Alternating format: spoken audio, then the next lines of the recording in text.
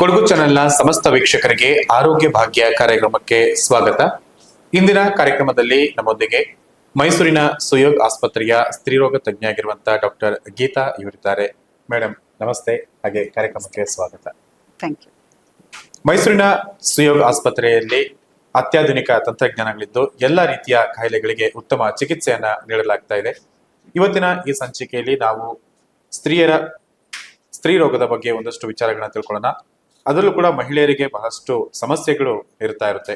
ಅದರಲ್ಲಿ ಮುಖ್ಯವಾಗಿ ಗರ್ಭಕೋಶದ ಸಮಸ್ಯೆಗಳು ಹೆಚ್ಚಾಗಿರುತ್ತೆ. ಏನಿದು ಗರ್ಭಕೋಶದ ಸಮಸ್ಯೆಗಳು, ಯಾವ ಯಾವ ರೀತಿಯ ಸಮಸ್ಯೆಗಳಾಗುತ್ತೆ ಮತ್ತೆ ಇದಕ್ಕೆ ಏನು ಚಿಕಿತ್ಸೆಗಳಿದೆ, ಇದರ ಬಗ್ಗೆ ಇವತ್ತಿನ ಸಂಚಿಕೆಯಲ್ಲಿ ನಾವು ಮಾತುಕತೆಯನ್ನು ನಡೆಸ್ತೇವೆ. ಮೇಡಮ್ ಹೇಳಿದಾಗೆ ಮಹಿಳೆಯರಿಗೆ ಬಹಳಷ್ಟು ಸಮಸ್ಯೆಗಳಿರುತ್ತೆ. ಇದ್ರ ಬಗ್ಗೆ ಕೂಡ ನಾವು ಹಿಂದೆ ಮಾತುಕತೆಯನ್ನು ನಡೆಸಿದ್ವಿ. ಇವತ್ತಿನ ಸಂಚಿಕೆಯಲ್ಲಿ ಮುಖ್ಯವಾಗಿ ಗರ್ಭಕೋಶದ ಬಗ್ಗೆ ನಾವು ಮಾತುಕತೆ ನಡೆಸ್ತಾ ಇದ್ದೀವಿ. ಏನು ಸಮಸ್ಯೆಗಳು ಇದಕ್ಕೆ ಮುಖ್ಯವಾಗಿ ಕಾಡುತ್ತೆ ಮೇಡಮ್?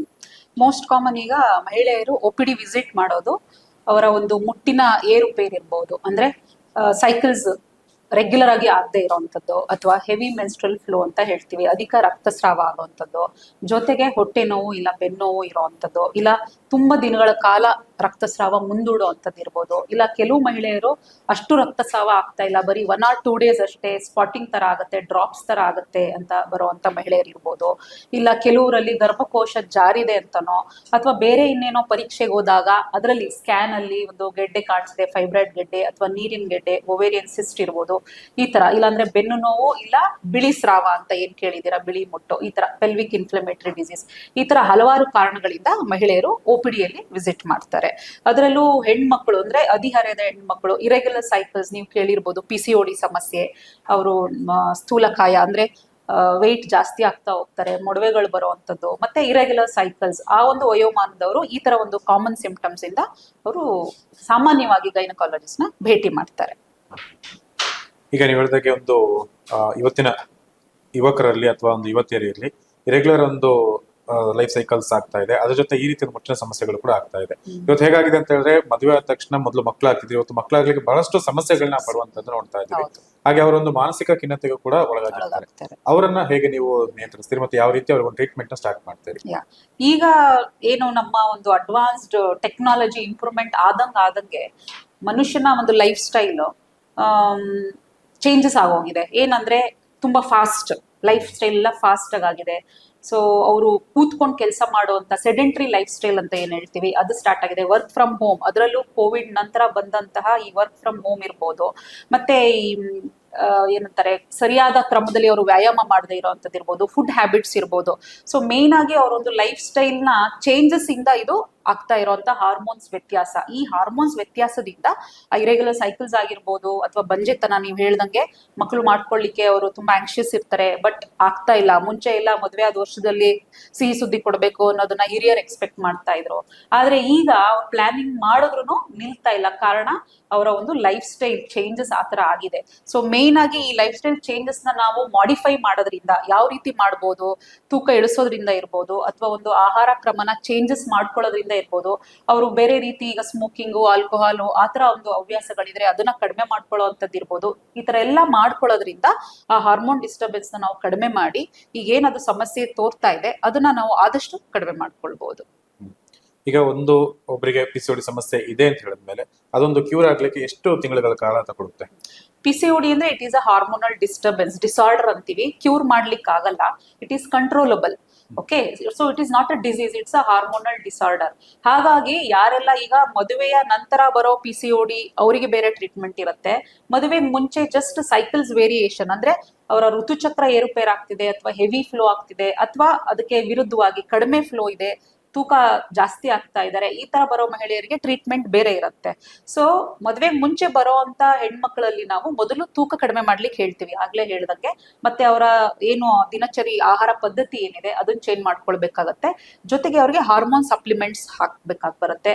ಹಾಗೂ ಈ ಡಯಾಬಿಟಿಕ್ ಪೇಷಂಟ್ಸ್ ಅಲ್ಲಿ ಏನು ಇನ್ಸುಲಿನ್ ಸೆನ್ಸಿಟೈಸರ್ಸ್ ಅಂತ ಹಾಕ್ತಿವಿ, ಸೇಮ್ ಇವರಿಗೂ ಮೆಡಿಸಿನ್ಸ್ ಬೇಕಾಗೋ ಅವಶ್ಯಕತೆ ಇರುತ್ತೆ.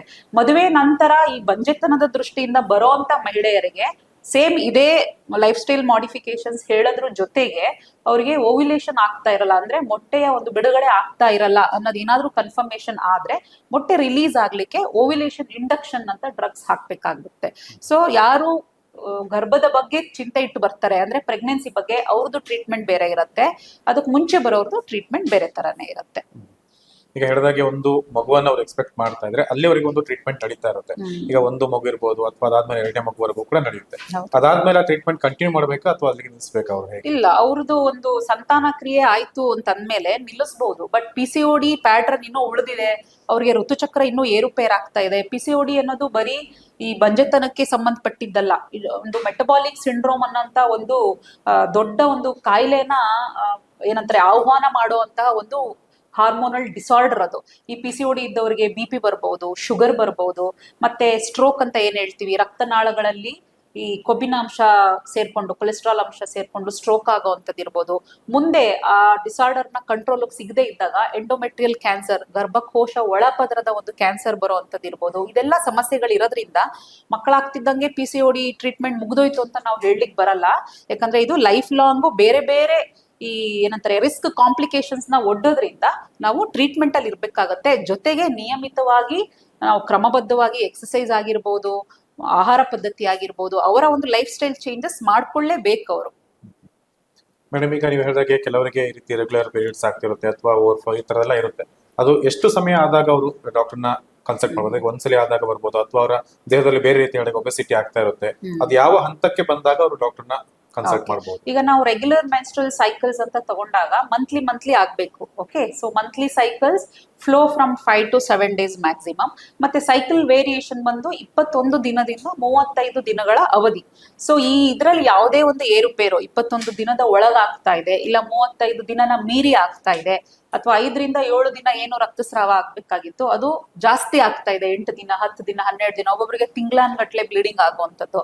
ಮತ್ತೆ ನಾರ್ಮಲ್ ಫ್ಲೋ ಇರುವಾಗ ಅವರಿಗೆ ಅತಿಯಾದ ಸುಸ್ತಾಗಬಾರ್ದು, ತಾವು ತಮ್ಮ ಚಟುವಟಿಕೆಗಳನ್ನ ನಾರ್ಮಲ್ ಆಗಿ ಕ್ಯಾರಿ ಔಟ್ ಮಾಡಬೇಕು. ಎಷ್ಟೋ ಮಹಿಳೆಯರಲ್ಲಿ ಅಧಿಕ ರಕ್ತಸ್ರಾವ ಆದಾಗ ಕೆಲಸ ಕಾರ್ಯಗಳು ಮಾಡ್ಕೊಳಕ್ ಆಗಲ್ಲ, ಯಾಕಂದ್ರೆ ತುಂಬಾ ರಕ್ತ ಲಾಸ್ ಆದಂಗೆ ಅವರಿಗೆ ಸುಸ್ತಾಗುವಂತ ಚಾನ್ಸಸ್ ಇರುತ್ತೆ. ಆಮೇಲೆ ಕ್ಲಾಟ್ಸ್ ಪ್ಯಾಸೇಜ್ ಅಂದ್ರೆ ಏನಂತೀವಿ, ಹೆಪ್ಪು ಭರಿತ ರಕ್ತ ಅವರಿಗೆ ಲಾಸ್ ಆಗ್ತಾ ಇರುತ್ತೆ. ಮತ್ತೆ ತುಂಬಾ ಸಿವಿಯರ್ ಆದ ಹೊಟ್ಟೆ ನೋವು ಇರ್ಬೋದು, ಕಿಬ್ಬೊಟ್ಟೆ ನೋವು ಅಥವಾ ಕೆಳಸೊಂಟ ನೋವು ಅಂತ ಏನ್ ಹೇಳ್ತೀವಿ, ಇದೆಲ್ಲ ಅಬ್ನಾರ್ಮಲ್ ಮೆನ್ಸ್ಟ್ರಲ್ ಸೈಕಲ್ಸ್ಗೆ ಸಂಬಂಧಪಟ್ಟಿದ್ದು. ಮತ್ತೆ ಒಂದು ಮುಟ್ಟಿಗೂ ಇನ್ನೊಂದು ಮುಟ್ಟಿಗೂ ಮಧ್ಯದಲ್ಲಿ ಮುಟ್ಟು ಕಾಣಿಸುವಂಥದ್ದು, ಮತ್ತೆ ಈ ಲೈಂಗಿಕ ಕ್ರಿಯೆ ನಂತರ ಏನದು ಬ್ಲೀಡಿಂಗ್ ಕಾಣಿಸುವಂಥದ್ದು, ಇದೆಲ್ಲ ಅಬ್ನಾರ್ಮಲ್ ಮೆನ್ಸ್ಟ್ರಲ್ ಸೈಕಲ್ಸ್ಗೆ ಸೇರುತ್ತೆ. ಮತ್ತೆ ಮುಟ್ಟು ನಿಂತ ನಂತರ ಅಂದ್ರೆ ಈ ಮೆನೋಪಾಸ್ ಏಜ್ ದಾಟಿದ ನಂತರ 1 ವರ್ಷಗಳ ಕಾಲ ಮಹಿಳೆ ಏನು ಮೆನ್ಸ್ಟ್ರಲ್ ಸೈಕಲ್ ಆಗಿಲ್ಲ ಅಂದಾಗ ನಾವು ಮೆನೋಪಾಸ್ ಅಂತ ಹೇಳ್ತೀವಿ. ಸೊ ಆ ಮೆನೋಪಾಸ್ ನಂತರ ಏನಾದ್ರೂ ಮುಟ್ಟು ಕಾಣಿಸ್ತು, ಬ್ಲೀಡಿಂಗ್, ಅದು 1 ದಿನ ಆಗಿರ್ಬೋದು, ನಾರ್ಮಲ್ ಫ್ಲೋ ತರ 3 to 5 days ಆಗಿರ್ಬೋದು, ಅದು ಸಹ ಅಬ್ನಾರ್ಮಲ್. ಈ ತರ ಯಾವುದೇ ಮಹಿಳೆ ಈ ತರ ಅಬ್ನಾರ್ಮಲ್ ಸಿಂಪ್ಟಮ್ಸ್ ಕಂಡಾಗ ತಮ್ಮ ವೈದ್ಯರನ್ನ ಕಾಣೋದು ಉತ್ತಮ. ಈ ತರದೆಲ್ಲ ಸಮಸ್ಯೆಗಳಿಗೆ ಸುಯೋಗ ಆಸ್ಪತ್ರೆಯಲ್ಲಿ ಏನ್ ಚಿಕಿತ್ಸೆ ಸಿಗುತ್ತೆ? ಓಕೆ, ನಮ್ ಫಸ್ಟ್ ಪೇಷಂಟ್ಸ್ OPD ಬಂದಾಗ ನಾವು ಡೀಟೇಲ್ ಹಿಸ್ಟ್ರಿ ತಗೊಳ್ತೀವಿ. ಅವ್ರು ಯಾವ ಸಮಸ್ಯೆಯಿಂದ ಬಂದಿದ್ದಾರೆ, ಎಷ್ಟು ಅವಧಿಯಿಂದ ಆತರ ಸಮಸ್ಯೆ ಆಗಿದೆ, ಈ ಮುಂಚೆ ಏನಾದ್ರು ಟೆಸ್ಟ್ಗಳು ಮಾಡಿಸಿರೋದು ರಿಪೋರ್ಟ್ಗಳು ಇದಾವ, ಅಥವಾ ಬೇರೆ ಡಾಕ್ಟರ್ಸ್ ಹತ್ರ ತೋರಿಸಿ ಆಲ್ರೆಡಿ ಅವರು ಚಿಕಿತ್ಸೆ ತಗೊಂಡಿದಾರ ನೋಡಿ ನಾವು ಕ್ಲಿನಿಕಲಿ ಅವ್ರನ್ನ ಎಕ್ಸಾಮಿನ್ ಮಾಡಿ ನಮ್ಮ ಒಂದು ನಾಲೆಡ್ಜ್ ಅಲ್ಲಿ ಏನೋ ಕ್ಲಿನಿಕಲ್ ಸಸ್ಪಿಷನ್ ಏನ್ ಮಾಡ್ತೀವಿ ಡಯಾಗ್ನೋಸಿಸ್, ಅದಕ್ಕೆ ತಕ್ಕನಾದ ಇನ್ವೆಸ್ಟಿಗೇಷನ್ಸ್ ಮಾಡ್ಲಿಕ್ಕೆ ಲ್ಯಾಬೋರೇಟರಿ ಇದೆ ನಮ್ಮಲ್ಲಿ, ಸುಸಜ್ಜಿತವಾದ ಲ್ಯಾಬೋರೇಟರಿ ಇರ್ಬೋದು. ಮತ್ತೆ ರೇಡಿಯಾಲಜಿ ಡಿಪಾರ್ಟ್ಮೆಂಟ್, ಸ್ಕ್ಯಾನ್ ಬೇಕಿದ್ರೆ ಸ್ಕ್ಯಾನ್ ಅಥವಾ CT ಸ್ಕ್ಯಾನ್, MRI ಆ ಥರದ್ದೆಲ್ಲ ಏನಾದ್ರೂ ನಮಗೆ ಹೆಲ್ಪ್ ಸಿಗೋದಾದ್ರೆ ಅದರಿಂದ ನಾವು ರಿಪೋರ್ಟ್ ತಕೊಂಡು, ಫಾರ್ ಎಕ್ಸಾಂಪಲ್ ಅವ್ರಿಗೆ ಫೈಬ್ರಾಯ್ಡ್ ಗೆಡ್ಡೆ ಅಂತ ಬಂತು, ಅದು ಸಣ್ಣದಿದೆಯಾ, ಫಾಲೋ ಅಪ್ ಅಲ್ಲಿ ಇಡ್ಬೋದಾ, ವೆಯ್ಟ್ ಮಾಡ್ಬೋದಾ, ಇಲ್ಲ ಅದು ಆಲ್ರೆಡಿ ಗಾತ್ರದಲ್ಲಿ ತುಂಬಾ ದೊಡ್ಡದಿದ್ದು ತೀವ್ರತರವಾದ ಅವರಿಗೆ ಏನಂತಾರೆ ಪ್ರಾಬ್ಲಮ್ ಕೊಡ್ತಾ ಇದೆ ಅನ್ನೋದಾದ್ರೆ ಸರ್ಜರಿ ಬೇಕು ಅಂತಂದ್ರೆ ಅವರಿಗೆ ಯಾವ ರೀತಿ ಲ್ಯಾಪ್ರೋಸ್ಕೋಪಿ ಸರ್ಜರಿ ಮಾಡ್ಬೋದಾ, ಇಲ್ಲ ಓಪನ್ ಹಿಸ್ಟೆಕ್ಟಮಿ ಬೇಕಾ ಅನ್ನೋದನ್ನ ಪೇಷಂಟ್ದು ಕ್ಯಾರೆಕ್ಟರಿಸ್ಟಿಕ್ಸ್ ನ ನಾವು ನೋಡಿ ಡಿಸೈಡ್ ಮಾಡ್ಬೇಕಾಗತ್ತೆ. ಸೊ ಆ ರೀತಿ ನೋಡೋದಾದ್ರೆ ನಮ್ಮಲ್ಲಿ ಸುಸಜ್ಜಿತವಾದ OT ಇದೆ, ಲ್ಯಾಪ್ರೋಸ್ಕೋಪಿಕ್ ಇನ್ಸ್ಟ್ರೂಮೆಂಟ್ಸ್ ಇದೆ. ಅದಕ್ಕೆ ಮುಂಚೆ ಎವ್ಯಾಲ್ಯೂಯೇಟ್ ಮಾಡ್ಲಿಕ್ಕೆ ಆಗ್ಲೇ ಹೇಳ್ದಂಗೆ ಲ್ಯಾಬೋರೇಟರಿ ಇರ್ಬೋದು, ರೇಡಿಯೇಷನ್ ಅವ್ರದ್ದು ಟೆಕ್ನಾಲಜಿ, ಟೆಕ್ನಿಷಿಯನ್ಸ್ ಎಲ್ಲ ಚೆನ್ನಾಗಿದೆ ನಮ್ಮಲ್ಲಿ. ಇವತ್ತಿನ ಒಂದು ಯುವಜನತೆಯಲ್ಲಿ ಈ ತರದ ಸಮಸ್ಯೆಗಳು ಎಷ್ಟು ಮಟ್ಟಿಗೆ ಕಾಣಿಸ್ಕೊತಾ ಇದೆ? ಇದು ಆಗ್ಲೇ ಹೇಳಿದ್ನಲ್ಲ, life style changes, life style ಎಲ್ಲ ಚೇಂಜ್ ಆಗಿರೋದ್ರಿಂದ ಮೆಜಾರಿಟಿ ಆಫ್ ದ ಯೂತ್ಸ್ ಅಲ್ಲಿ ಇದು ಕಾಣಿಸ್ತಾ ಇದೆ. ಈಗ ನೀವು ಒಂದು 10 ಪೇಷಂಟ್ಸ್ ನೋಡ್ತೀರಾ, OPD ಅಲ್ಲಿ ನಮ್ಮ 10 ಪೇಷಂಟ್ಸ್ ಬರ್ತಾರೆ ಅಂದ್ರೆ ಒಂದು 5-6 ಜನ ಹೆಣ್ಮಕ್ಳು ಈ PCOD ಸಮಸ್ಯೆ ಇರ್ಬೋದು, ಇಲ್ಲ ಈ ಮುಟ್ಟುದು ಏರುಪೇರು ಇರ್ಬೋದು, ಈ ತರ ಸಮಸ್ಯೆಯಿಂದನೇ ಬರ್ತಾರೆ.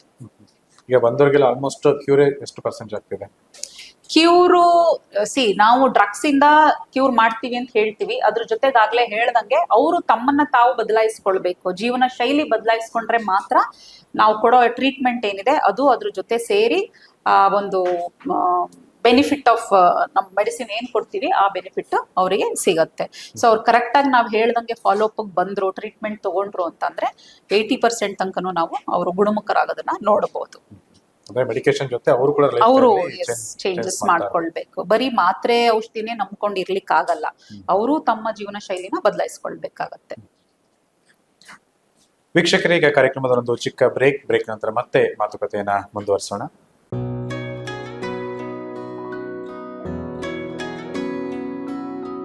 ಪ್ರೀತಿಯ ಸಂಕೇತ ಅಳಿಯದ ಸಂಬಂಧ, ನಗುವಿನ ಸೌಂದರ್ಯ, ಇದು ಸ್ನೇಹದ ಬಾಂಧವ್ಯ,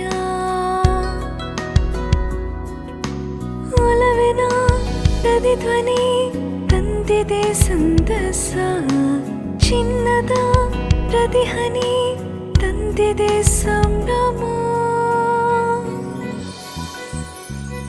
ಮುಳಿಯ ಜ್ಯೂಸ್ ಕಣ ಕಣದಲು ಆನಂದ, ಮುಳಿಯ ಜ್ಯೂಸ್ ಕಣ ಕಣದಲು ಸೌಂದರ್ಯ, ಮುಳಿಯ ಜ್ಯೂಸ್ ಕಣ ಕಣದಲು ಆನಂದ, ಮುಳಿಯ ಜ್ಯೂಸ್ ಕಣ ಕಣದಲು ಸೌಂದರ್ಯ. ಮುಳಿಯಾ ಜ್ಯೂಸ್, ಕ್ರಿಯೇಟಿಂಗ್ ಹ್ಯಾಪಿನೆಸ್.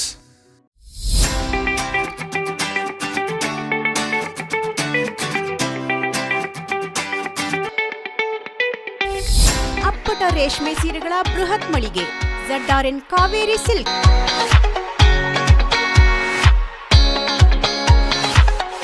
ಅಪ್ಪಟ ರೇಷ್ಮೆಯಿಂದ ನೇಯ್ದ ಮೈಸೂರು ಸಿಲ್ಕ್ಸ್, ಕಾಂಜೀಪುರಂ, ಧರ್ಮಾವರಂ, ಚಾಮುಂಡಿ ಸಿಲ್ಕ್ಸ್ ಹಾಗೂ ನಲ್ಲಿ ಸಿಲ್ಕ್ ಸೀರೆಗಳು ರಿಯಾಯಿತಿ ದರದಲ್ಲಿ ಮಾರಾಟ.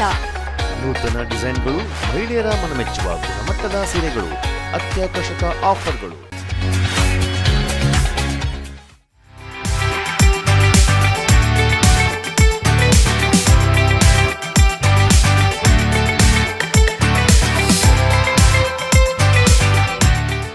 ಅಲ್ಲದೆ ZRN ಆರ್ಟ್ ಅಂಡ್ ಕ್ರಾಫ್ಟ್ ಎಂಪೋರಿಯಂನಲ್ಲಿ ಅತ್ಯಂತ ಕಲಾತ್ಮಕ ಕರಕುಶಲ ಕೆತ್ತನೆಯ ಕಲಾಕೃತಿಗಳು, ಸೌಂದರ್ಯವರ್ಧಕಗಳು, ಸುಗಂಧ ದ್ರವ್ಯಗಳು ಲಭ್ಯವಿದೆ.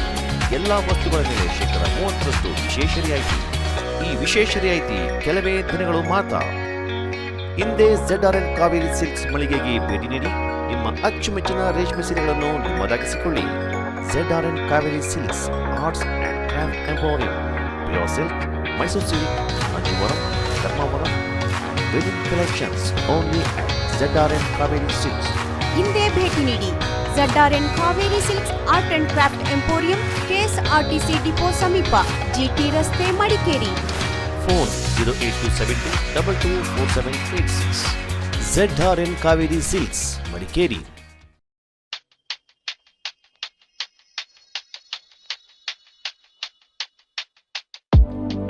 Shining senses in your life. Desirable designs. Gives you treasured memory.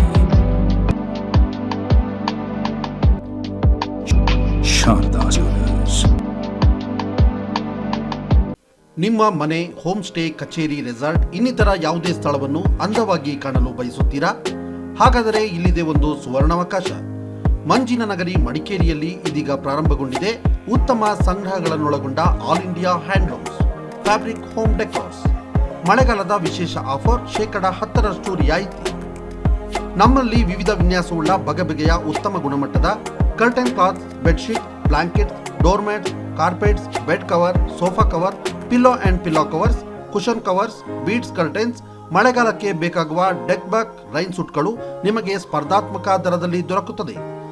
ಅಲ್ಲದೆ ಉತ್ತಮ ಗುಣಮಟ್ಟದ ಕರ್ಟನ್ಗಳು ನಿಮಗೆ ಬೇಕಾದ ಅಳತೆಯಲ್ಲಿ ಸ್ಟಿಚ್ ಕೂಡ ಮಾಡಿಕೊಡಲಾಗುವುದು. ನಿಮ್ಮ ಮನೆ, ಹೋಮ್ ಸ್ಟೇ, ರೆಸಾರ್ಟ್, ಕಚೇರಿಗಳ ಅಂದ ಹೆಚ್ಚಿಸಲು ಹಿಂದೆ ಭೇಟಿ ನೀಡಿ. All India handloom fabric home decors, Mamata complex near ICICI bank, college road, Madikeri. ಮಾಲೀಕರು ಕಾಳಿಮಾಡ ರಾಜ ಅಪ್ಪಯ್ಯ, ಮಾಜಿ ಸೈನಿಕರು. Mobile 9483785482 8618590726. All India handlooms Madikeri. ವೀಕ್ಷಕರೇ, ಬ್ರೇಕ್ ನಂತರ ಮತ್ತೆ ಕಾರ್ಯಕ್ರಮಕ್ಕೆ ಸ್ವಾಗತ. ಮೇಡಮ್, ಈಗ ಒಂದಷ್ಟು ಮಹಿಳೆಯರ ಸಮಸ್ಯೆಗಳ ಬಗ್ಗೆ ಹೇಳ್ತಾ ಹೋದ್ರಿ. ಇವಾಗ ಪ್ರಸ್ತುತವಾಗಿ ಮತ್ತೊಂದು ಸಮಸ್ಯೆಯನ್ನ ಕಾಡ್ತಿರುವಂತದ್ದೇ ಗರ್ಭಕೋಶದ ಸಮಸ್ಯೆಗಳು. ಇದು ಏನೇನು ಸಮಸ್ಯೆಗಳು ಕೊಡುತ್ತೆ ಮತ್ತೆ ಯಾವ ರೀತಿ ಪರಿಹಾರಗಳನ್ನ ನಾವು ಕಂಡುಕೊಳ್ಬಹುದು? ಆಗ್ಲೇ ಹೇಳ್ದಂಗೆ ಗರ್ಭಕೋಶದ ಸಮಸ್ಯೆ, ಬ್ಲೀಡಿಂಗ್, ಮತ್ತೆ ಈಗಿನ ಯುವ ಜನತೆಯಲ್ಲಿ ಇರ್ಬೋದು ಅಥವಾ ಬೇರೆ ಮಹಿಳೆಯರ ಜನರಲ್ ಪಾಪ್ಯುಲೇಷನ್ ಅಂತ ತಗೊಂಡಾಗ ಸ್ವಲ್ಪ ಈ ಕ್ಯಾನ್ಸರ್ ಅವೇರ್ನೆಸ್, ಎಸ್ಪೆಷಲಿ ಅದರಲ್ಲೂ ಗರ್ಭಕಂಠದ ಕ್ಯಾನ್ಸರ್ ಅವೇರ್ನೆಸ್ ಕಡಿಮೆ ಅನ್ನೋದಕ್ಕಿಂತ ಅವರಿಗೆ ಅವೇರ್ನೆಸ್ ಸಿಕ್ಕಿಲ್ಲ. ಸೊ ಮೇನ್ ನಾವು ಮಹಿಳೆಯರನ್ನ ಎಜುಕೇಟ್ ಮಾಡಬೇಕು. ಈಗ ಹಾಸ್ಪಿಟಲ್ಸ್ಗೆ ಬೇರೆ ಯಾವುದೋ ಸಮಸ್ಯೆಯಿಂದ ಬಂದಾಗ ಒಂದ್ 2-3 ನಿಮಿಷ ಎಕ್ಸ್ಟ್ರಾ ಟೈಮ್ ತಗೊಂಡು ಅವರಿಗೆ ಅದ್ರ ಬಗ್ಗೆ ಅವೇರ್ನೆಸ್ ಕೊಡೋ ಅಂಥದ್ದು, ಮತ್ತೆ ಎಜುಕೇಶನ್ ಅವೇರ್ನೆಸ್ ಜೊತೆ ಅದ್ರದ್ದು ಸ್ವಲ್ಪ ಈ ಪಿಕ್ಚರ್ಸ್ ಎಲ್ಲ ತೋರಿಸಿ ಏನು ಸಿಂಪ್ಟಮ್ಸ್ ಆದಾಗ ಅಥವಾ ಏನ್ ಚೇಂಜಸ್ ಆದಾಗ ನೀವು ವೈದ್ಯರನ್ನ ನೋಡ್ಬೇಕು ಅನ್ನೋದನ್ನ ತಿಳಿಸ್ಕೊಡೋ ಅಂಥದ್ದು. ಮತ್ತೆ ಅದಕ್ಕೆ ಸ್ಕ್ರೀನಿಂಗ್ ಟೆಸ್ಟ್ಗಳಿದೆ, ಅದರಿಂದ ನಿಮ್ಗೆ ಉಪಯೋಗ ಆಗತ್ತೆ. ಮುಂದೆ ಎಷ್ಟೋ ವರ್ಷದ ನಂತರ ಬರೋ ಅಂತ ಈ ಕ್ಯಾನ್ಸರ್ಗಳನ್ನ ತಡೆಗಟ್ಟೋ ಅಂತ ಒಂದು ಸ್ಕ್ರೀನಿಂಗ್ ಟೆಸ್ಟ್ ಇದೆ ಅನ್ನೋದ್ರ ಬಗ್ಗೆ ಆಗ್ಲಿ, ಮತ್ತೆ ಅದರ ಪ್ರಿವೆನ್ಷನ್ಗೋಸ್ಕರ ಬಂದಿರೋ ಅಂತ ವ್ಯಾಕ್ಸಿನೇಷನ್ ಬಗ್ಗೆ ತಿಳಿಸ್ಕೊಡೋದು ಉತ್ತಮ ಅಂತ ನನ್ನ ಅನಿಸಿಕೆ. ಅದರಲ್ಲೂ ಎಸ್ಪೆಷಲಿ ಸರ್ವೈಕಲ್ ಕ್ಯಾನ್ಸರ್ ಅಂತ ನೀವು ಕೇಳಿರ್ಬೋದು. ಗರ್ಭಕೋಶದ ಬಾಯಿಯ ಕ್ಯಾನ್ಸರ್, ಗರ್ಭಕಂಠ ಅಂತ ಏನ್ ಹೇಳ್ತೀವಿ, ಅದರದ cancer it is a preventable. ಯಾಕಂದ್ರೆ ಸ್ಕ್ರೀನಿಂಗ್ ಟೆಸ್ಟ್ಗಳಿದೆ, ಮತ್ತೆ ಅದಕ್ಕೆ ವ್ಯಾಕ್ಸಿನ್ ಬಂದಿದೆ. ಹಾಗಾಗಿ ಇದ್ರ ಬಗ್ಗೆ ನಾನು ಹೆಚ್ಚು ಒತ್ತು ಕೊಡೋದು ಯಾಕೆ ಅಂದ್ರೆ, ಮಹಿಳೆಯರಿಗೆ ಇದ್ರ ಬಗ್ಗೆ ಅವೇರ್ನೆಸ್ ಕೊಡೋದ್ರಿಂದ ಆದಷ್ಟು ನಾವು ಈ ಕ್ಯಾನ್ಸರ್ ಇನ್ಸಿಡೆನ್ಸ್ ಏನಿದೆ ಅದನ್ನ ಕಡಿಮೆ ಮಾಡಬಹುದು. ನೀವು ಹೇಳಿದಾಗ ಈಗ ಗರ್ಭಕಂಠದ ಒಂದು ಕ್ಯಾನ್ಸರ್ ಹೆಚ್ಚಿನ ಜನರಲ್ಲಿ ಕಾಣಿಸ್ಕೋತಾ ಇದೆ. ಅದು ಹೆಚ್ಚಿನ ಅಂದ್ರೆ ಕೊನೆ ಹಂತಕ್ಕೆ ಬಂದ ಮೇಲೆ ಅದನ್ನ ಕೆಲವು ಬರ್ತಿದ್ದಾರೆ. ಮತ್ತೆ ಅವ್ರಿಗೊಂದು ಏನೊಂದು ರಿಲೀಫ್ ಇರುತ್ತೆ ಅಂತ ಹೇಳಿ ಏನಾಗುತ್ತೆ, ಗರ್ಭಕೋಶ ತೆಗೆದು ಬಿಡುತ್ತಾರೆ ಹೆಚ್ಚು ಅಂತ ಹೇಳಿದ್ರೆ ಜೀವಕ್ಕೇನು ಅಪಾಯ ಇಲ್ಲ ಅಂತ ಹೇಳೋ ಒಂದು ಸಿಲಿನೆಸ್ಗೆ ಹೋಗ್ತಾ ಇದ್ದಾರೆ.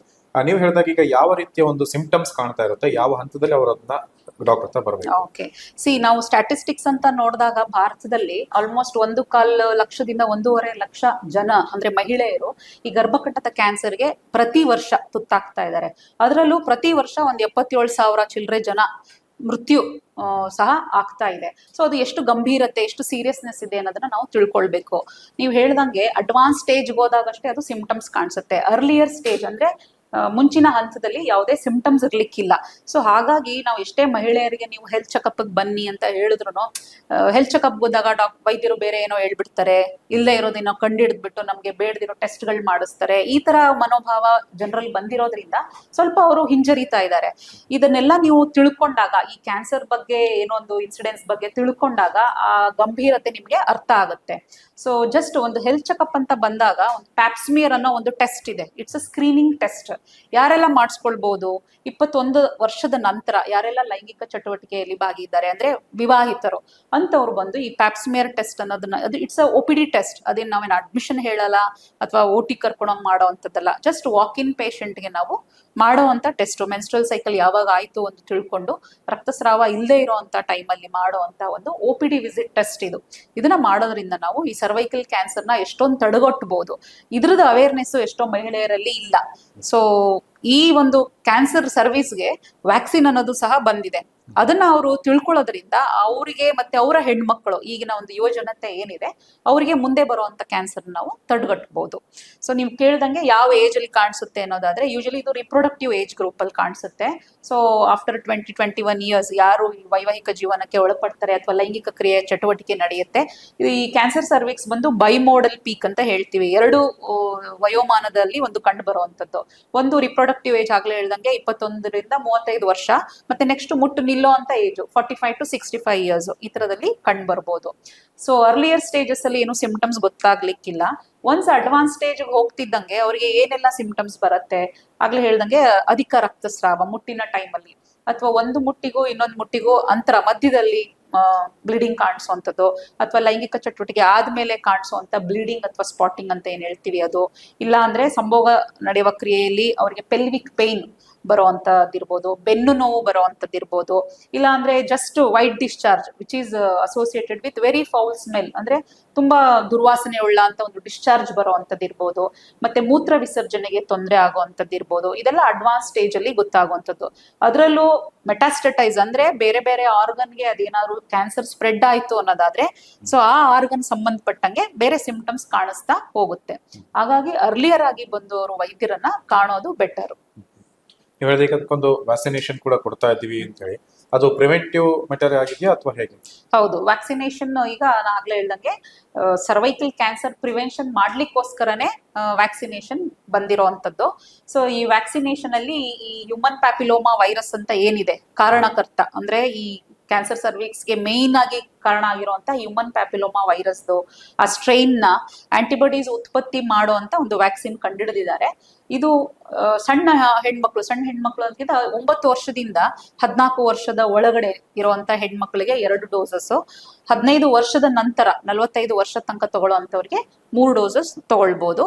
ಸೊ ಈ ತರ ವ್ಯಾಕ್ಸಿನ್ ತಗೊಳ್ಳೋ ಅಂತ ಕ್ಯಾನ್ಸರ್ ಇರೋದು ಇದೊಂದೇ. ಸೊ ಹಾಗಾಗಿ ಜನರಲ್ಲಿ ಇದ್ರ ಬಗ್ಗೆ ಜಾಗೃತಿ ಮೂಡಬೇಕು. ಬೇರೆ ಯಾವ ಕ್ಯಾನ್ಸರ್ಗೂ ಸ್ಕ್ರೀನಿಂಗ್ ಮೆಥಡ್ ಆಗಿರ್ಬೋದು ಅಥವಾ ವ್ಯಾಕ್ಸಿನ್ ಕಂಡಿಡಿದು ಅದನ್ನ ಪ್ರಿವೆಂಟ್ ಮಾಡೋ ಅಂಥದ್ದು ಇಲ್ಲಿ ತನಕ ಬಂದಿಲ್ಲ. ಬಂದಿರೋ ಅಂಥದನ್ನ ಮಹಿಳೆಯರು ಉಪಯೋಗಿಸ್ಕೊಳ್ಬೇಕು. ಸೊ ಹಾಗಾಗಿ ಅದ್ರ ಬಗ್ಗೆ ನೀವು ನಿಮ್ಮ ವೈದ್ಯರನ್ನ ನೋಡಿದಾಗ, ಬೇರೆ ಇನ್ಯಾವುದೋ ಸಮಸ್ಯೆಗೆ ಹೋದಾಗ್ಲಾದ್ರೂ ಸರ್ವೈಕಲ್ ಕ್ಯಾನ್ಸರ್ ಸ್ಕ್ರೀನಿಂಗ್ ಬಗ್ಗೆ ಆಗ್ಲಿ ಅಥವಾ ವ್ಯಾಕ್ಸಿನೇಷನ್ ಬಗ್ಗೆ ಆಗ್ಲಿ ತಿಳ್ಕೊಳ್ಳೋದ್ರಿಂದ ನಿಮಗೆ ಮತ್ತು ನಿಮ್ಮ ಹೆಣ್ಣು ಮಕ್ಕಳಿಗೆ ಇದರಿಂದ ಉಪಯೋಗ ಆಗತ್ತೆ. ಸೊ ಈ ಒಂದು ವ್ಯಾಕ್ಸಿನ್ ಅನ್ನೋದು ಪ್ರಿವೆನ್ಷನ್ಗೋಸ್ಕರನೇ ಬಂದಿರೋಂತ ಒಂದು ಲಸಿಕೆ. ಈಗ ಪ್ರಿವೆನ್ಷನ್ ಬೆಟರ್ ದನ್ ಕ್ಯೂರ್ ಅನ್ನೋದು ಮೊದಲೇ ಪ್ರೈಮರಿ ಹಂತದಲ್ಲೇ ನಾವು ತಗೊಳ್ಳೋದ್ರಿಂದ ಲೇಟರ್ ಸ್ಟೇಜಸ್ ನಾವು ಅವಾಯ್ಡ್ ಮಾಡಬಹುದು. ಇದು ಯಾರು ಬೇಕಾದ್ರೂ ತಗೋಬಹುದು. ಹೌದು, ಆಗ್ಲೇ ಹೇಳ್ದಂಗೆ ಹೆಣ್ಮಕ್ಳು 9 ರಿಂದ 14 ವರ್ಷ 2 ಡೋಸ್ ಇರುತ್ತೆ. ಸೊ 14 ವರ್ಷದ ನಂತರ 45 ವರ್ಷ ತನಕ 3 ಡೋಸಸ್ ಇರುತ್ತೆ.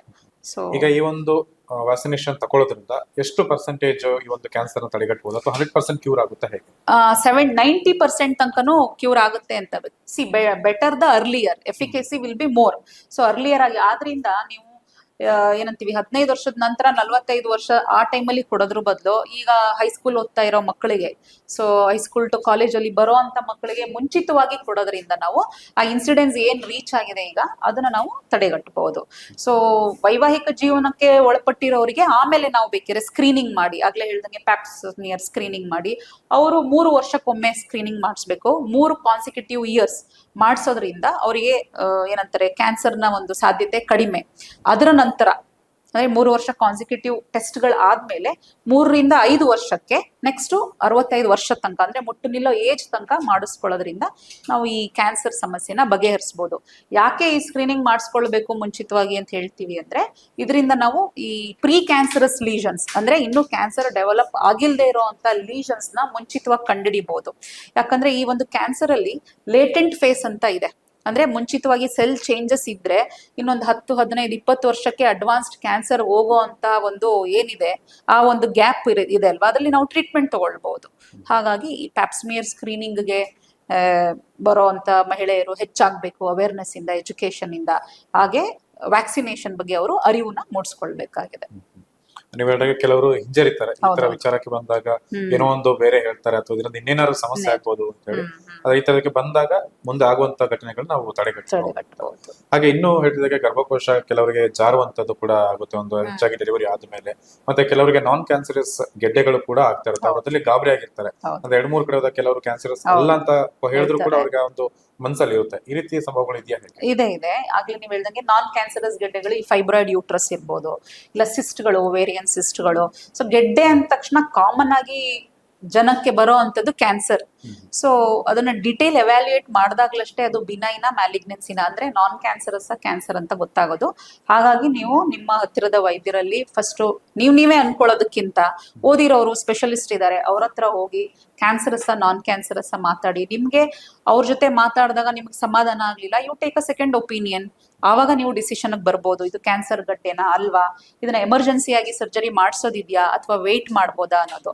ಮತ್ತೆ ಗರ್ಭಕೋಶ ಜಾರಿರೋದ್ರ ಬಗ್ಗೆ ಕೇಳಿದ್ರಿ, ಅದು ತುಂಬಾ ಬಾರಿ ಗರ್ಭ ಆಗಿ ಪ್ರಸವ ಅಂದ್ರೆ ಡೆಲಿವರಿ ಆಗಿರೋ ಅಂತವ್ರು 3-4 ಮಕ್ಕಳಾಗಿರತ್ತೆ ಅಂತವ್ರಲ್ಲಿ. ಮತ್ತೆ ಅವರಿಗೆ ಇನ್ಸ್ಟ್ರೂಮೆಂಟಲ್ ಡೆಲಿವರಿ ಅಂತ ಹೇಳ್ತೀವಿ. ಡೆಲಿವರಿ ಸಮಯದಲ್ಲಿ ಕಷ್ಟ ಆಗಿ ಇನ್ಸ್ಟ್ರೂಮೆಂಟ್ ಫೋರ್ಸೆಪ್ಸ್ ಇರ್ಬೋದು, ವ್ಯಾಕ್ಯೂಮ್ ಇರ್ಬೋದು ಹಾಕಿ ಡೆಲಿವರಿ ಮಾಡಿಸಿರೋ ಅಂಥದ್ದು. ಮತ್ತೆ ಮುಟ್ಟು ನಿಲ್ಲ ಏಜ್ ಅಲ್ಲಿ ಬರ್ತಾ ಮಹಿಳೆಯರ ಒಂದು ಮುಖ್ಯವಾದ ಹಾರ್ಮೋನ್ ಏನಿದೆ ಈಸ್ಟ್ರೋಜನ್ ಅಂಶ ಕಡಿಮೆ ಆಗ್ತಾ ಬರುತ್ತೆ. ಅದರಿಂದನೂ ಲಿಗಮೆಂಟ್ಸ್ ಎಲ್ಲ ಲೂಸ್ ಆಗುತ್ತೆ. ಈ ತರ ಆಗೋದ್ರಿಂದ ಗರ್ಭಕೋಶ ಜಾರ್ತಾ ಬರುತ್ತೆ. ಸೊ ಇದನ್ನ ನಾವು ಯೂಟ್ರಿನ್ ಪ್ರೊಲ್ಯಾಪ್ಸ್ ಅಂತ ಹೇಳ್ತೀವಿ. ಸೊ ಎಲ್ಲಾ ಯೂಟ್ರಿನ್ ಪ್ರೊಲ್ಯಾಪ್ಸ್ಗೂ ಸರ್ಜರಿನೇ ಏನೋ ಮದ್ದಲ್ಲ. ಯಾಕಂದ್ರೆ ಅದ್ರಲ್ಲಿ ಗ್ರೇಡ್ಸ್ ಇರುತ್ತೆ. ಗ್ರೇಡ್ 1 ಡಿಸೆಂಟ್, 2, 3, ತೀರಾ ಹೊರಗೆ ಬಂದಿದೆ, ಅವರಿಗೆ ಅವರ ಜೀವನ ಶೈಲಿಗೆ ಕಷ್ಟ ಆಗ್ತಾ ಇದೆ, ಅಥವಾ ಹೊರಗಡೆ ಬಂದಿರುವಂತ ಗರ್ಭಕೋಶದ ಬಾಯಿಯಲ್ಲಿ ಆಗ್ಲೇ ಹೇಳ್ದಂಗೆ ಸರ್ವಿಕ್ಸ್ ಅಲ್ಲಿ ಅಲ್ಸರ್ ತರ ಕಾಣಿಸ್ಕೊಳ್ತಾ ಇದೆ, ಈ ತರದಕ್ಕೆಲ್ಲ ಸರ್ಜರಿ ಬೇಕಾಗತ್ತೆ. ಈ ಗರ್ಭಕೋಶ ಜಾರೋದ್ರ ಜೊತೆಗೆ ಮುಂದಗಡೆಯಿಂದ ಮೂತ್ರಚೀಲ, ಹಿಂದಗಡೆಯಿಂದ ಮೋಷನ್ ಚೀಲ ಅದು ಜೊತೆಯಲ್ಲಿ ಜಾರ್ಕೊಂಡ್ ಬರುತ್ತೆ. ಹಾಗಾಗಿ ಅವ್ರಿಗೆ ಬರೀ ಗರ್ಭಕೋಶದ ಸಮಸ್ಯೆ ಅಲ್ದೇನೆ ಮೂತ್ರದ್ದಿರ್ಬೋದು, ಮಲದ್ದಿರ್ಬೋದು, ಆ ಸಿಂಪ್ಟಮ್ಸ್ ಅಸೋಸಿಯೇಟೆಡ್ ಇರುತ್ತೆ. ಹಾಗಾಗಿ ಯಾರಿಗೆಲ್ಲ ಆತರ ಅನ್ಸುತ್ತೆ ಲೈಕ್ ಆರ್ಗನ್ ಜಾರಿದೆ ಅಂತ, ನೀವು ಡಾಕ್ಟರ್ ಹತ್ರ ಹೋಗಿ ಕನ್ಸಲ್ಟ್ ಮಾಡೋದ್ರಿಂದ ಅದು ಯಾವ ಸಿವಿಯಾರಿಟಿಯಲ್ಲಿ ಜಾರಿದೆ, ಗ್ರೇಡಿಂಗ್ ಏನಿದೆ ಅನ್ನೋದನ್ನ ನೋಡಿ ನಿಮ್ಗೆ ಸರ್ಜರಿ ಬೇಕಾ ಅಥವಾ ನಾನ್ ಸರ್ಜಿಕಲ್ ಪ್ರೊಸೀಜರ್ಸ್ ಇದೆ. ರಿಂಗ್ ಪೆಸರಿ ಅಂತ ಒಂದು ಬಳೆ ಆಕಾರದಲ್ಲಿ ಇರುವಂತ ಒಂದು ಪೆಸರಿ ಹಾಕ್ತಿವಿ, ಅದನ್ನ ಹಾಕುವಂಥದ್ದು. ಬಟ್ ಯಾವ ಪೇಷಂಟ್ ಹಾಕ್ಬೋದು ಅನ್ನೋದನ್ನ ಡಾಕ್ಟರ್ ಅಸೆಸ್ ಮಾಡ್ಬೇಕಾಗತ್ತೆ.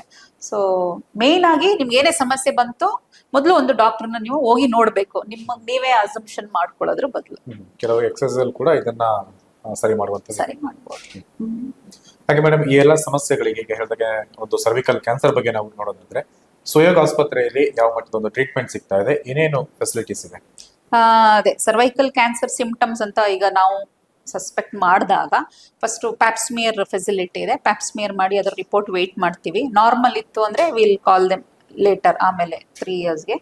ಅದು ಅಬ್ನಾರ್ಮಲ್ ಬಂತು ಅಥವಾ ನಾವು ಪರೀಕ್ಷೆ ಮಾಡುವಾಗ್ಲೇನೆ ಹುಣ್ಣು ರಣ ಅಂದ್ರೆ ತುಂಬಾ ಸಿವಿಯಾರಿಟಿ ಆಫ್ ಎರೋಷನ್ ಇತ್ತು ಅನ್ನೋದಾದ್ರೆ ಅಂಥವ್ರಿಗೆ ನಾವು ಸರ್ವೈಕಲ್ ಬಯಾಪ್ಸಿ ಅಂತ ಮಾಡ್ತೀವಿ. ಬಯಾಪ್ಸಿ ಮಾಡಿ ಆ ಸರ್ವೈಕಲ್ ಟಿಶ್ಯೂನ ನಾವು ಹಿಸ್ಟೋಪೆಥಾಲಜಿ ಅಂದ್ರೆ ಪೆಥಾಲಜಿಸ್ಟ್ಗೆ ಕಳಿಸ್ಕೊಟ್ಟಾಗ ಅವ್ರು ಅದರಲ್ಲಿ ಏನ್ ಚೇಂಜಸ್ ಇದೆ, ಇದು ಆಲ್ರೆಡಿ ಕ್ಯಾನ್ಸರ್ ಬಂದಿರೋ ಅಂಥದ್ದ ಅಥವಾ ಪ್ರೀ ಕ್ಯಾನ್ಸರಸ್ ಲೀಷನ್ ಅನ್ನೋದನ್ನ ನೋಡ್ತಾರೆ. ನಮ್ಮಲ್ಲಿ ಆಂಕಾಲಜಿಸ್ಟ್ ಅವೈಲಬಿಲಿಟಿ ಇದ್ದಾರೆ. ಅವರ ಒಂದು ನೆರವಿನಿಂದ ಅದು ಸರ್ಜರಿ ಬೇಕಾದ್ರೆ ಪ್ಲಾನ್ ಮಾಡಿ ಸರ್ಜರಿ ಮಾಡ್ತೀವಿ, ಇಲ್ಲ ರೇಡಿಯೋಥೆರಪಿ ಇಲ್ಲ ಕೀಮೋಥೆರಪಿ ಸರ್ಜರಿನ ಮೀರಿರೋ ಅಂತ ಒಂದು ಹಂತ ತಲುಪಿದೆ ಅನ್ನುವಾಗ ನಾವು ಆ ಟ್ರೀಟ್ಮೆಂಟ್ಗೆ ಅವ್ರನ್ನ ಒಳಪಡಿಸ್ಬೇಕಾಗತ್ತೆ. ಜೊತೆಗೆ ಬೇರೆ ಅಂಗಗಳದ್ದು ಇನ್ವಾಲ್ವ್ಮೆಂಟ್ ಆಲ್ರೆಡಿ ಆಗಿದೆ, ಮೆಟಸ್ಟಟೈಸ್ ಆಗಿದೆ ಅಂದ್ರೆ ನಾವು ಆ ಕನ್ಸರ್ನ್ ಡಿಪಾರ್ಟ್ಮೆಂಟ್ ಅವರಿಂದ ಹೆಲ್ಪ್ ತಗೊಂಡು ಅವರ ಒಂದು ಕ್ರಾಸ್ ಕನ್ಸಲ್ಟೇಷನ್ ತಗೊಂಡು ಪೇಷಂಟ್ನ ಮ್ಯಾನೇಜ್ ಮಾಡ್ತೀವಿ. ಮೇಡಮ್, ಈಗ ನೀವು ಹೇಳಿದ ಬಹಳಷ್ಟು ಮಹಿಳೆಯರು ಇದಕ್ಕೆ ಹಿಂಜರಿತಾ ಇದ್ದಾರೆ, ಅವ್ರಿಗೆಲ್ಲ ಒಂದು ಏನು ಸಂದೇಶವನ್ನು ಹೇಳಿ ಬಯಸ್ತೀರಿ?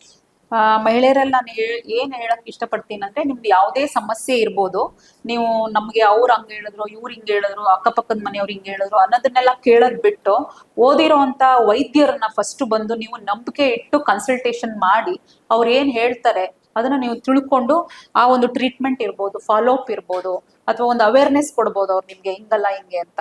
ಸೊ ಅದನ್ನ ನೀವು ಫಾಲೋ ಮಾಡೋದು ಬೆಟರು. ಮಹಿಳೆ ಅಂದ್ಮೇಲೆ ಸಮಸ್ಯೆ ಇದ್ದೇ ಇರುತ್ತೆ. ಸೊ ಇಲ್ಲ ಈ ತರ ಆಗ್ತಿರೋದು ನಾರ್ಮಲ್ ಅಂತೆ, ಇನ್ನೇನ್ ಮುಟ್ಟು ನಿಲ್ಲೋ ಏಜ್ ಅಂತೆ, ಈ ತರ ಏರುಪೇರು ನಾರ್ಮಲ್ಲು, ಹೆವಿ ಫ್ಲೋ ಆಗುತ್ತಂತೆ, ಈ ಅಂತೆ ಕಂತೆಗಳನ್ನ ಬಿಟ್ಟು ನೀವು ದಯವಿಟ್ಟು ಬಂದು ವೈದ್ಯರನ್ನ ಮೀಟ್ ಮಾಡಿ ಅವ್ರು ಏನ್ ಹೇಳ್ತಾರೆ ಅದನ್ನ ಕೇಳಿಸ್ಕೊಳ್ಳೋದ್ರಿಂದ ನಿಮ್ಮ ಆರೋಗ್ಯ ನೀವು ಚೆನ್ನಾಗಿ ಕಾಪಾಡ್ಕೊಳ್ಬಹುದು. ವೀಕ್ಷಕರೇ, ನಮ್ಮ ವೈದ್ಯರು ಹೇಳಿದಾಗೆ ಈ ಒಂದು ಸಮಸ್ಯೆಗಳಿಗೆ ಬಹಳಷ್ಟು ಈಗಾಗಲೇ ವ್ಯಾಕ್ಸಿನೇಷನ್ ಕೂಡ ಇದೆ, ಬಹಳಷ್ಟು ಟ್ರೀಟ್ಮೆಂಟ್ಗಳು ಕೂಡ ಇದೆ. ನೀವು ತುಂಬಾ ಅದು ತೀವ್ರಗತಿಯನ್ನ ಹೋಗೋದ್ರೊಳಗೆ ಕಾಯದೆ ಆದಷ್ಟು ಬೇಗ ವೈದ್ಯರನ್ನ ಸಂಪರ್ಕಿಸಿದ್ರಿಂದ ಪರಿಹಾರವನ್ನ ಪಡ್ಕೋಬಹುದು. ಯಾಕಂತಂದ್ರೆ ಮಹಿಳೆ ಸಂಸಾರದ ಕಣ್ಣು ಅಂತ ಹೇಳ್ತೀವಿ, ಆಕೆ ಸಮಸ್ಯೆಗೆ ಸಿಕ್ಕಾಕೊಂಡ್ರೆ ಇಡೀ ಸಂಸಾರದ ಒಂದು ದೋಣಿ ಇರುತ್ತೆ, ಅದು ಏರ್ಪೇರಾಗುವಂತದ್ದು ಸಹಜ. ಮೇಡಮ್, ಇದುವರೆಗೆ ಈ ಒಂದು ಸಮಸ್ಯೆಗಳ ಬಗ್ಗೆ ನಮಗೆ ಸಮಗ್ರವಾದ ಮಾಹಿತಿಯನ್ನ ಕೊಟ್ಟಿದ್ದಕ್ಕೆ ಧನ್ಯವಾದಗಳು. Thank you. ನಮಸ್ತೆ ವೀಕ್ಷಕರೇ, ಇದಾಗಿತ್ತು ಇವತ್ತಿನ ಆರೋಗ್ಯ ಭಾಗ್ಯ ಕಾರ್ಯಕ್ರಮ. ಇದರಲ್ಲಿ ಮಹಿಳೆಯರ ಈ ಗರ್ಭಕೋಶದ ಸಂಬಂಧಿತ ಒಂದಷ್ಟು ಕಾಯಿಲೆಗಳೇನು, ಯಾವ ರೀತಿ ಚಿಕಿತ್ಸೆಗಳಿದೆ, ಏನೇನು ಪರಿಹಾರಗಳು ಸುಯೋಗ್ ಆಸ್ಪತ್ರೆಯಲ್ಲಿ ಸಿಗುತ್ತೆ, ಇದೆಲ್ಲದರ ಬಗ್ಗೆ ನಮಗೆ ಮಾಹಿತಿಯನ್ನ ನೀಡಿದ್ದಾರೆ ಇಲ್ಲಿನ ಸ್ತ್ರೀರೋಗ ತಜ್ಞರಾಗಿರುವಂತಹ ಡಾಕ್ಟರ್ ಗೀತಾ ಮೇಡಮ್ ಇವರು. ಕಾವೇರಿ ನಾಡಿನ ಸಮಗ್ರ ಸುದ್ದಿಗಾಗಿ ನೋಡ್ತಾ ಇರಿ ಕೊಡಗು ಚಾನೆಲ್.